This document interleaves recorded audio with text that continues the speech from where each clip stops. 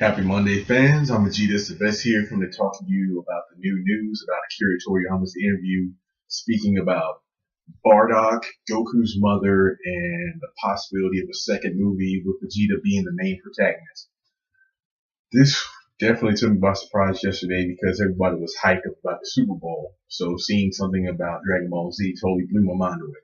Now I want to start off talking about Bardock. I'm reading the interview right now from my TV screen, and basically, the first question goes on: where did Bardock come from? How he was inspired. And Akira Toriyama told everybody that he was basically born from the anime itself.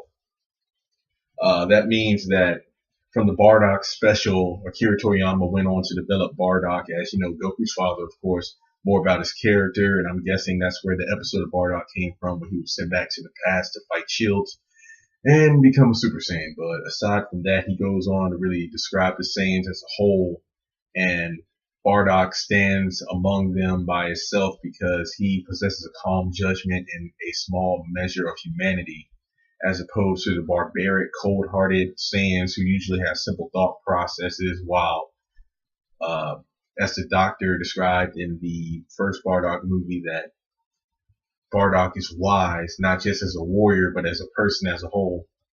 And because he actually wants to avenge his companions who were killed by Frieza. When you think about it, Vegeta told Dodoria that he didn't want to destroy Zarbon, Frieza, because he destroyed his planet, his family, and his people, but he held Vegeta in his own tyrannical grip his entire life, using him as a slave. Now, Bardock wanted revenge on Frieza for killing, his group. And that's a big difference right there. All right.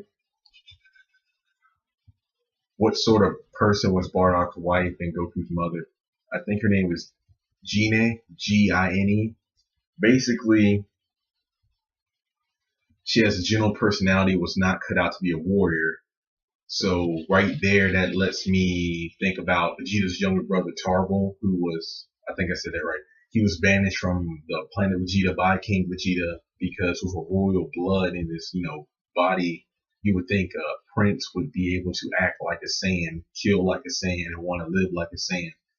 But I guess good-hearted Saiyans are out there, so it's pretty cool when you think about it, because reminding me of Battle of Gods when they said it took six good-hearted Saiyans to make the Super Saiyan God, and seeing that Goku's mother was a General Saiyan kind of shows me that there are good and evil Saiyans. So that's pretty cool right there. And she had to be repeatedly saved by Bardock because they were on the same team of 4 Saiyans. And from there, a special bond was between them.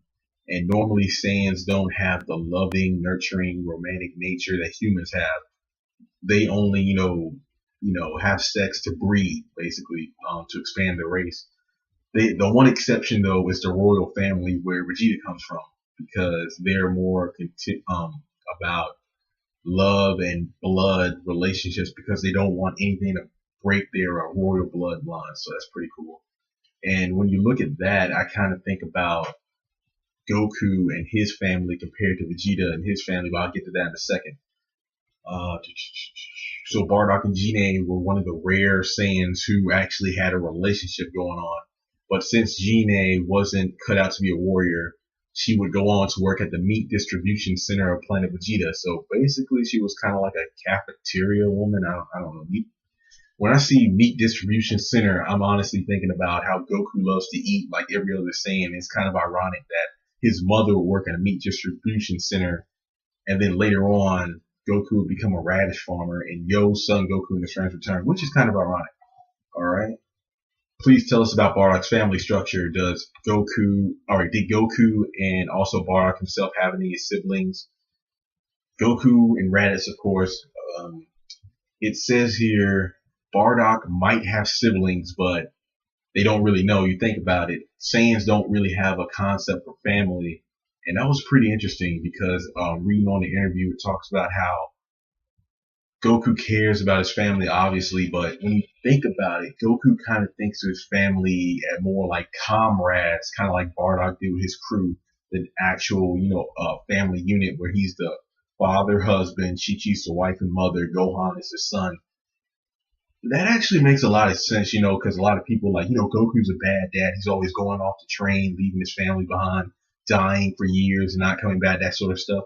But when you think about it, he's acting like he was born. He was a Saiyan. He just hit his head. So when you think about it, Goku hitting his head kind of made him more like his mother in the sense that he has a good-hearted nature, but he was cut out to be a warrior. So he has his father's spirit. That's pretty cool how we get to see Goku's mother and father and how they came together and how Goku is kind of a blending of both of them.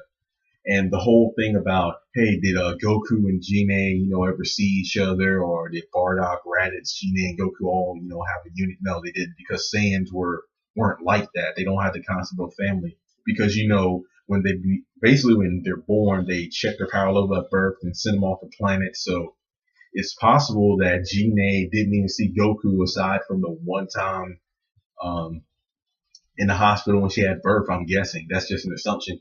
I mean, in the Bardock movie, we see Bardock run past the maternity, the place where babies are, maternity ward, I guess, and he looks through the window. I mean, Gine could have been there at a different time and seen Goku, but that's pretty cool to think about.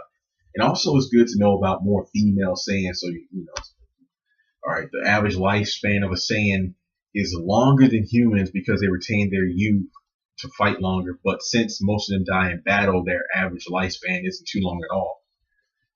Okay. Now, this is the part that blows my mind about how many of Frieza's races are there. Because, like me, I'm thinking, okay, Frieza, King Cooler dead, and Cooler, if you want to count the movies, which I know they're not canon, but I think Cooler's awesome. Because I've always thought, okay, if the Frieza family's dead, are they the only ones left? I mean, who's running their empire? I mean, there's hundreds, if not maybe thousands of planets in their rule. So once they did that, they died. Sorry. Once they died, what happened to them? And basically they say Frieza is somewhat of a mutated life form. Speaking strictly, Frieza's father is a mutant with an abnormally high battle power, which kind of lays more evidence to King Cole being more powerful than Frieza, just throwing that out there. And born from his father alone. I mean, I'm looking at the footnotes right now. It's unclear where Akira means Frieza was born from only one parent, or emphasize that only Cole carried these traits. Are they asexual? I don't know. I mean, in the anime, I'm going off the anime because, I watched the anime more than I read the manga. And Frieza told Goku that the only time he's felt pain was from his loving parents, not parents. Wow. That's pretty deep stuff. Accordingly, even saying Frieza's race possesses an abnormal battle power and cruelty. So, yeah. So Frieza and his father are basically mutated, abnormally cruel beings. So that's pretty much all he says about that. Last question. Since saying, sorry, missed one. About how high was Bardock's power level in the episode of Bardock, something I've always wanted to know. And if he hadn't been defeated by Frieza and had continued his growth, how strong would he have gotten?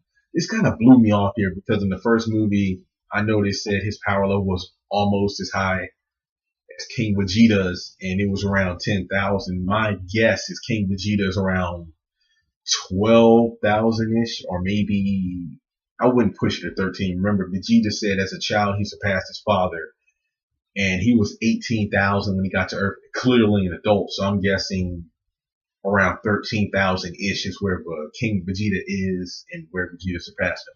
And he goes on to say, Akira goes on to say, say that he hasn't thought about it a lot. Bardock is a low-class warrior. Although even stating almost all Saiyans were low-class, there were only about 10 mid-class warriors, basically somewhere in between. And when you get to the elite warriors, there's only King Vegeta and Prince Vegeta. But that's kind of awkward because King Vegeta stormed Frieza's ship with the elites. Nappa was an elite Saiyan and his power level was 4,000 when he got to Earth. Does that mean he was weaker in the past, or his power level fell when he got older? Because he was in his mid-50s when he got to Earth. And Bardock, the father of Goku, he had to be in his late 20s, early 30s. So I don't know. This rank is determined by their power level at birth, not their latent power level. You know how Gohan gets pissed and his power explodes. They're not counting that. They're only counting their natural power level, I'm guessing. But if their battle power greatly rises afterwards, they can be promoted from low class to elite. Honestly, I think Bardock should be at least an elite based on his power level alone. But I think that he doesn't care about his Saiyan ranking. He just cares about basically what Goku does, battling and increasing his own skill. Like I said in one of my blogs, like if Bardock ever became king, I don't think he would take the role as seriously as King Vegeta, and that he wouldn't just sit on his throne all day. He would want to be out there in the action because that's what he looked for. All right, final question. In the future, might we be able to see Bardock in action and Vegeta as well? Wow. Since Bardock has been dead for quite some time, unless you count his time travel, I'll probably go. You probably won't see him in action except in stories of the past, which I would greatly settle for. And the reason being is his power level isn't high enough. You think about it. Let's just say, for example, if we go by his around 10,000 power level, when he went back to the past and became a Super Saiyan, his power level would only be around, 500,000 as a Super Saiyan, which would be lower than Frieza's first form. And then compare that to Goku and the others, like after Battle of Gods, he wouldn't stand a chance. I mean, even Trunks and Goten in their base forms could take down Super Saiyan Bardock. So they said there was a trick of having Shenron bring him back to life, which would not be possible because remember, the Dragon Balls can't wish back somebody who's been dead for over 1 year. Unless they make a loophole like in Battle of Gods where Shenron is supposed to grant 2 wishes, but he doesn't even grant 1 technically before dispersing. He tells them about Super Saiyan God because Bills demanded it. He didn't wish for it. I don't know how that works. But yeah, this article took me by surprise, and sorry the video is running long. I really want to go in depth on this. And the final thing I want to talk about, this was a good question. Since Saiyans are supposed to have no affection for their family or friends, does this actually make Vegeta, who holds his family and wife dear, an even stranger, kinder Saiyan than Goku? Here's what Akira said. Vegeta, whose pride has been deeply wounded, sought help from Bulma, which makes sense, because Goku became the Super Saiyan first and defeated the tyrant that held him in bondage his entire life. And seeing all that from a low class, his ego has been wounded. I mean, he was killed by the tyrant. He literally died shedding tears for the first time and poured his heart out to a low class Saiyan. And it's kind of cool how that happened when they met on Earth. He looked down on Goku like he was nothing but scum. And then on Namek, on his deathbed or death ground, I don't know. I'm feeling punny today for it. Soon. Well, anyway, he poured his heart out to Goku. And then, Bulma's the one that helped him out. And little by little, his ruthlessness personally changed.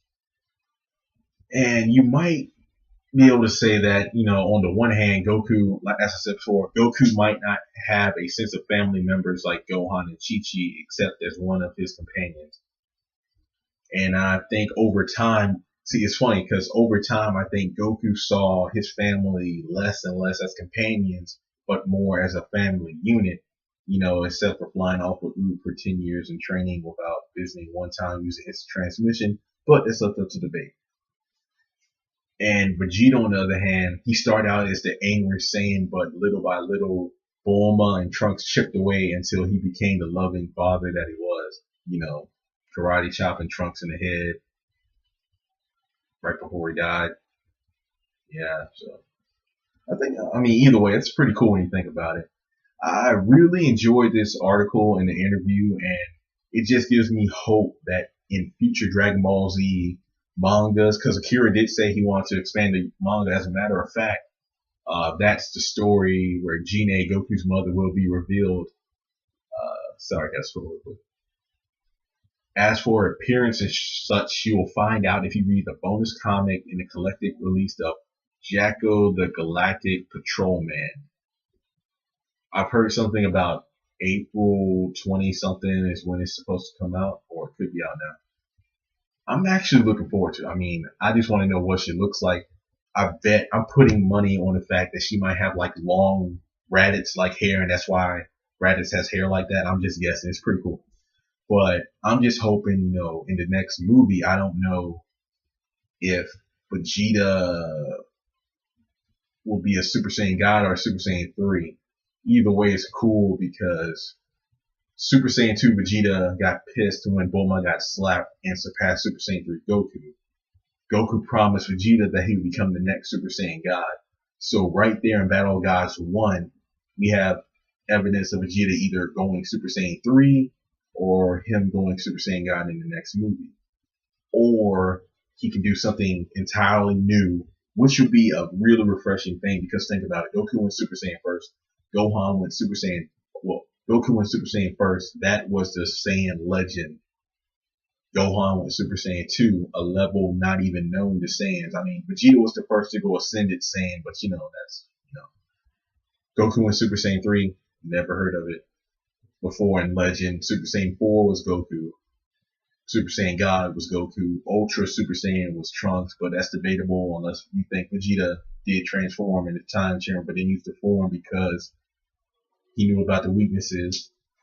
And I think it would be cool to see Vegeta do something fresh, a new Super Saiyan form on his own. That would be pretty cool. I mean, if he becomes Super Saiyan God, that would be awesome because think about Super Saiyan God Goku, Super Saiyan God Vegeta. In the future, we might see a Super Saiyan God fusion. And with that being said, I would like to know what you think about the subjects. And I'm just blown away because so many possibilities. Because if they did a movie about Gene, I think that would be pretty cool. I'm not against having movies done about the past because there's so many things left unanswered. And I know I'm running the video late. I'm going to cut off right here, and then in the next video, I'm going to talk about my thoughts on doing Dragon Ball prequels. The stuff like the Saiyans before Goku and everything, and just unanswered questions. So with that being said, leave your comments in the comment section below. Like this video, share it. Let me know what you think, and also what other topics you want me to talk about in future videos. All right, have a great day.